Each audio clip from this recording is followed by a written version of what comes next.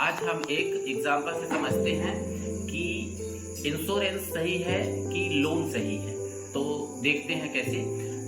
Example के तौर पे हम देखते हैं कि हमें घर बनाने के लिए चाहिए 10 लाख रुपया और हम लिए लोन। तो आप समझिए कि 10 लाख को जैसे हम चुकाएंगे तो समथिंग 18 लाख के आसपास हमको देना पड़ेगा। हो सकता है उससे ज़्यादा ही देना पड़े, किस्त के हिसाब से रहेगा कितना लगेगा।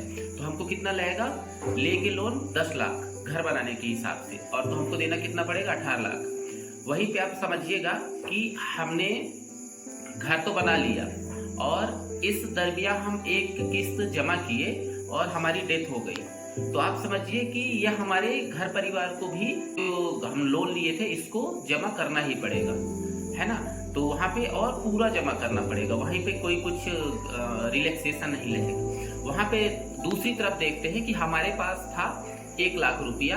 तो 1 लाख रुपया का हम 1 लाख से घर तो नहीं बन सकता है, बट हम वहाँ पे देखते हैं कि जैसे हम जमा किए उसका ले लिए इंश्योरेंस, बीमा करवा लिए। तो जैसे स्मार्ट प्लेटिना प्लस गारंटेड उस पे बीमा की 1 लाख हम जैसे जमा किए तो 1 लाख का हमारा कितने का बीमा हो जाता है, उसका 11 गुना, मतलब 11 लाख का बीमा चालू हो गया। अब वो 11 लाख का बीमा चालू हो गया। अब समझिए कि वही स्थिति हम यहाँ भी लागू करते हैं कि एक किस्त देने के बाद अगर हमारे साथ कुछ कैजुअलिटी हो जाती है, डेथ वगैरह कुछ हो गई, तो हमारे नॉमिनी को मिलेगा कितना, 11 लाख रुपया।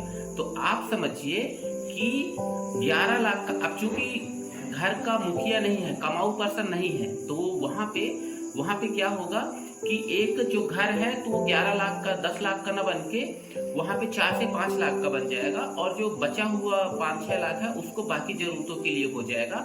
यहीं पे आप समझिए कि हमने 1 लाख जमा किए और हमको मतलब हमारी नॉमिनी को कितना मिला, 11 लाख।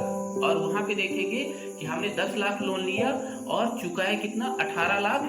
साथ में अगर जो कमाऊ पर्सन नहीं है, उसने लोन जो लिया था तो कमाऊ पर्सन के हिसाब से, अब कमाऊ पर्सन है ही नहीं, जिनके आय का साधन छिन गया, तो आप समझिए कि लोन को पटाने के लिए कितनी दिक्कत होगी।